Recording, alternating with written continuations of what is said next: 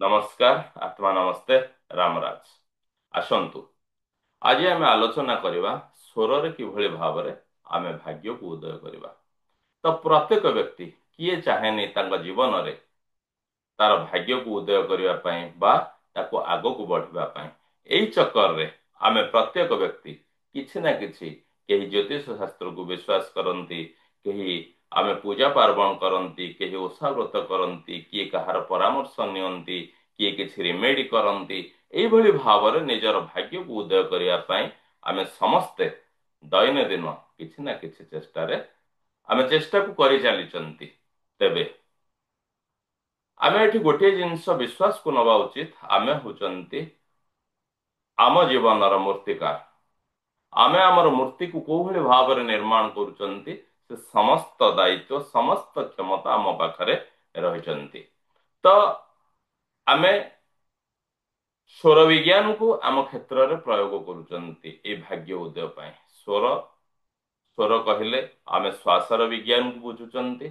आमर जेतेबेले left nostril active रहउची अर्थात axile आमर जो नोस्ट्रिल अधिका होउची आमे सेटा को एक्टिव साइड बोली कहबा। जदि लेफ्ट नोस्ट्रिल आमर एक्टिव रहिची बा लेफ्ट नोस्ट्रिल आमर एक्जिल अधिका होउची राइट नोस्ट्रिल अपेक्षा तेबे ताको आमे कहबा चंद्र नाड़ी बा ईड़ा नाड़ी।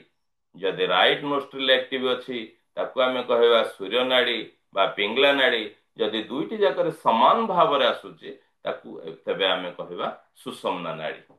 तो प्रथमे आमको गोटे अभ्यास करने पड़िबो ए जो स्वर रे भाग्य उदय प्रतिदिन सूर्योदयर अति कम रे आधा घंटे पूर्व आमको शଯ୍ୟା त्याग करिवार अछि। ए जो शଯ୍ୟା त्याग करिवा से समय रे आमको किछि विधि जेमति कि किछि सतर्कता नवार अछि। कोन आमे चेक करिवा आमर को नोस्ट्रिल एक्टिव अछि को नाड़ी एक्टिव अछि।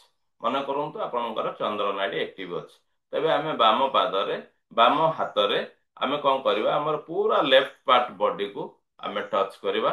टच करिकी लेफ्ट पार्ट माने लेफ्ट हैंड को आमे भरा देकी आमे शଯ୍ୟା त्याग करिवा।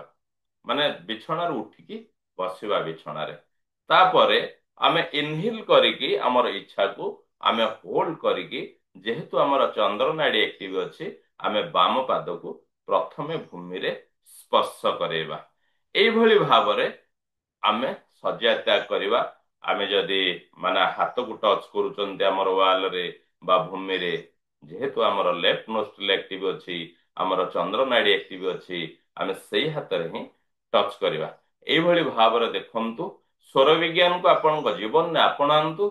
जो माने कहउचंती मु भाग्यहीन जो माने कहउचंती मो भाग्यर मु कोनोसी परिवर्तन देखु नाहंती निश्चित भाव में 3 मास भितर कंटिन्यू आप 90 डेज करंतु। यह तो आम कौन अतिरिक्त समय दबा पड़ूना यह कौन प्रकार आर्थिक इन्वेस्टमेंट आमको पड़ूना। ए क्रिया को आम समग्र जीवन में आपण नेले भल। तेबे भी जेतेबेले आपण कंटिन्यू 3 मास करूचंती देखंतु आपणकर भाग्य धीरे धीरे धीरे धीरे निश्चित भाव में परिवर्तन होउची।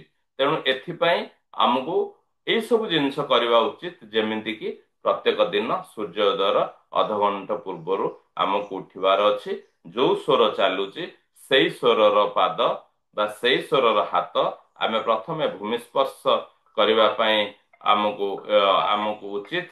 आमे सेई समय रे आमको उठिबा उचित। जदि चंद्र स्वर चलुची आमे लेफ्ट पार्ट पाद पकई कि आमे उठुचंती। जदि सूर्य स्वर एक्टिव अच्छी आमे राइट पाद को प्रथमे तले भूमि को स्पर्श करूचंती। जदि लेफ्ट पार्ट आमर बा चंद्र स्वर आमर एक्टिव अच्छी तेबे आमे कौन करवा ना जो प्रथम पाद आमे पकेवा बाम पाद को प्रथमे पकेवा तापर डाहाण पाद को तार समान ने पकेवा से समय आमे इनहेल करिक होल्ड रे थिबा। जदि आमर चंद्र नाड़ी एक्टिव अच्छी आमको एई भली भाबरे 2 पाद बा 4 पाद बा 6 पाद जीवार अच्छी। जदि सूर्य नाड़ी आमर एक्टिव अच्छी तेबे आमको 1 पाद बा 3 पाद बा 5 पाद एई भली भाबरे आमको आगो को जीवार अच्छी। तापरे आमे आमर दैनंदिन कार्य को आरंभ करिबा। जदि स्वरर सहित आमर दिनचर्या को आमे करूचंती तेबे निश्चित भावरे आम घरे कौन प्रकार वास्तु दोष कौन प्रकार नकारात्मक शक्ति रहिब नाही।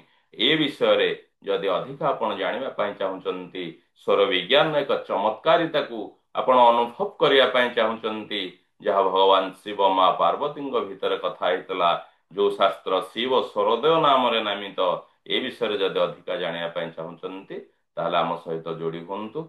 बहुत बहुत धन्यवाद, बहुत बहुत धन्यवाद, बहुत बहुत धन्यवाद। Thank you universe, thank you universe, thank you universe.